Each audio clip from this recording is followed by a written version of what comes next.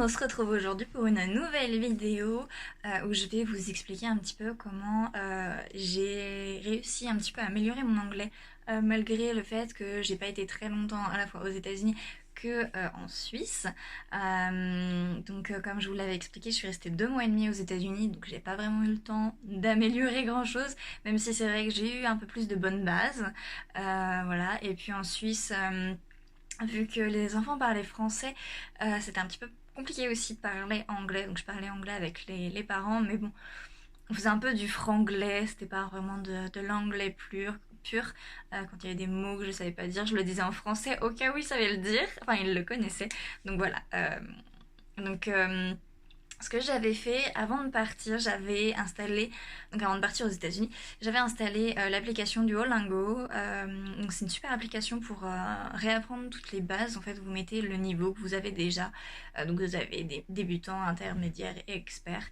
Et puis voilà, il y a plein de petits jeux, des tests qui sont super sympathiques. Ça vous apprend déjà du vocabulaire, ça vous apprend des expressions et vous pouvez aussi améliorer votre prononciation parce que il y a des petits jeux justement où vous devez répéter certains mots.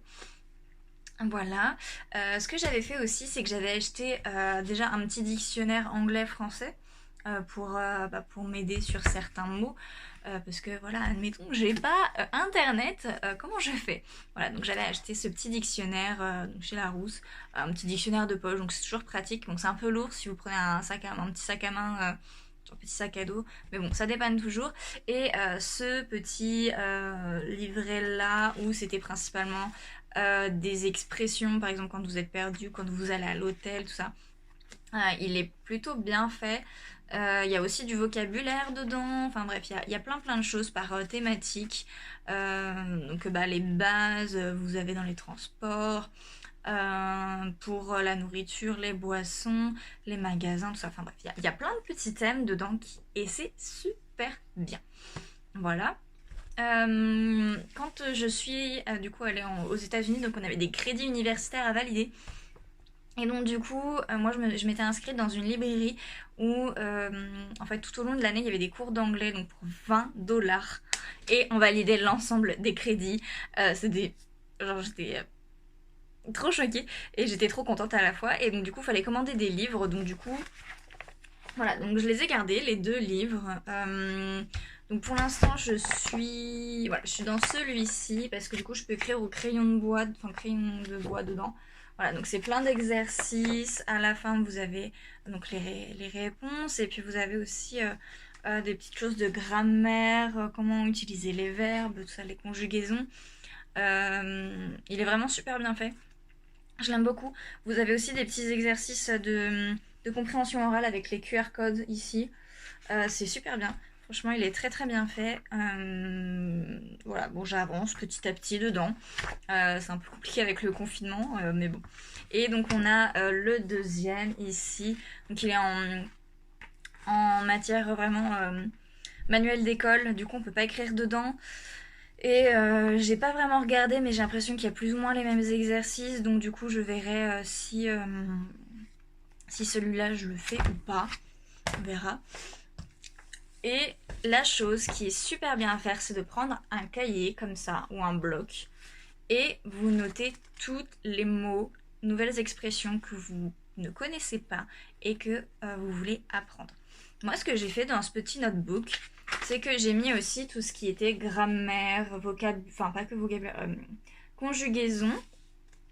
Ça, donc j'ai le gérondif, j'ai les prépositions, j'ai l'infinitif, enfin les verbes plus infinitifs, le present perfect, etc., etc. Donc j'ai tout renoté. Et après j'ai mis les verbes irréguliers parce que mon dieu il y en a une sacrée quantité. Voilà, et après voilà, je me suis mis sur mon nouveau vocabulaire. Voilà, donc j'ai pas grand chose de rempli parce que bon, j'ai à peine 3 pages parce que voilà, j'ai pas eu le temps encore de vraiment m'y mettre. Enfin, j'ai commencé mais tranquillement. Et sinon, vous avez un site internet. Ce site internet, c'est une pépite. Vraiment, je l'adore. Si vous me suivez sur Instagram, quand je suis rentrée de Suisse, je vous ai mis que voilà, je faisais des tests justement sur ce site. Il est super bien parce que vous avez à la fois des leçons de vocabulaire, des leçons de conjugaison, de grammaire. Vraiment, vous avez plein de choses pour apprendre. Et vous avez aussi des tests pour voir où est-ce que vous en êtes rendu.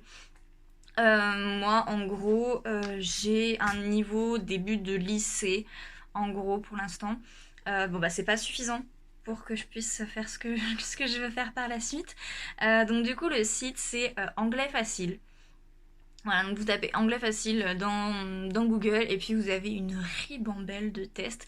Mais il fait aussi les maths. Enfin, c'est un site où ils sont répartis en plusieurs thématiques. Donc il y a pour les maths, la géographie, tout ça. Et pour l'anglais, vraiment, il est très très bien. Pareil, vous avez des tests écrits. Bon, vous n'avez pas de tests oraux, mais de compréhension orale. Donc c'est vraiment super bien. Voilà. Après, autre conseil, et vraiment, faites-le. Il y en a beaucoup qui sont sur Netflix, il y en a beaucoup qui regardent des séries ou des films. Si vous avez la possibilité de les mettre en version originale, faites-le, vraiment. Parce que ça va vous aider, mais énormément pour la compréhension. Et si vous pouvez mettre, bon, bien sûr, les sous-titres, parce que c'est dur quand on commence à s'y mettre. Je pense que voilà, le mieux c'est de commencer avec les sous-titres en français. Et au fur et à mesure du temps, quand vous serez plus à l'aise, mettez-les en anglais. Et quand vous serez vraiment à l'aise, enlevez-les. En ce moment, je suis sur la série Outlander, donc la saison 5 est sortie. Et avec le confinement, les épisodes sont en anglais. Je mets même plus les sous-titres et j'ai beau avoir un petit niveau. Voilà, j'arrive très bien à comprendre ce qui se dit. Parce que bon, l'avantage c'est que du coup on a un contexte visuel de ce qui se passe dans la série.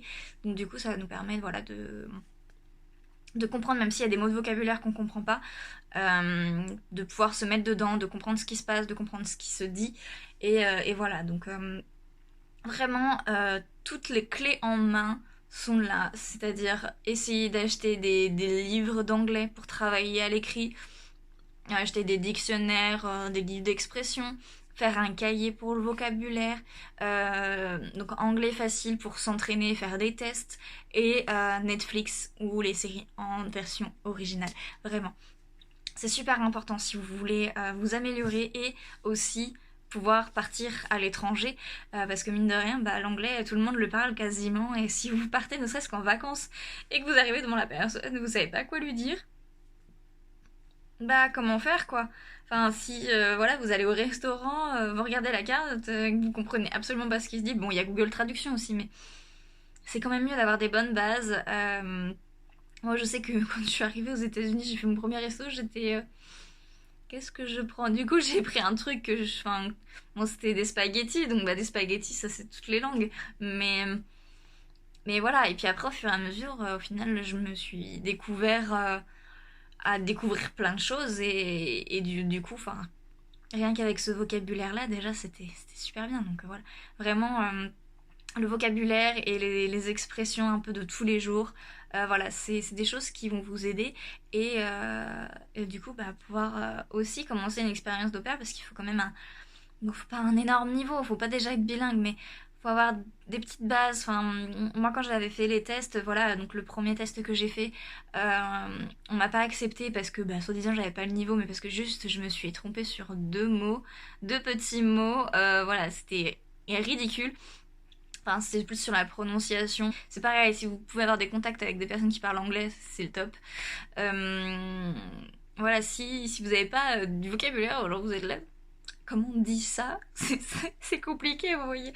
Enfin, voilà, c'est des petites choses comme ça. Et vraiment, le cahier de vocabulaire, c'est super bien, c'est super pratique. Parce que voilà, déjà, ça vous force à vous souvenir de ce que vous avez écrit, de ce que vous avez vu. Enfin, vraiment. Enfin, pour ceux qui sont mémoire visuelle, c'est super bien, ou mémoire écrite, c'est super bien. Et voilà. Après, chacun a ses petites méthodes pour apprendre les choses, mais c'est vrai que là, voilà, je vous ai donné des petits filons déjà pour tout ça. Sur ce, je vous dis à très bientôt et bon courage pour la fin du confinement. Ciao ciao!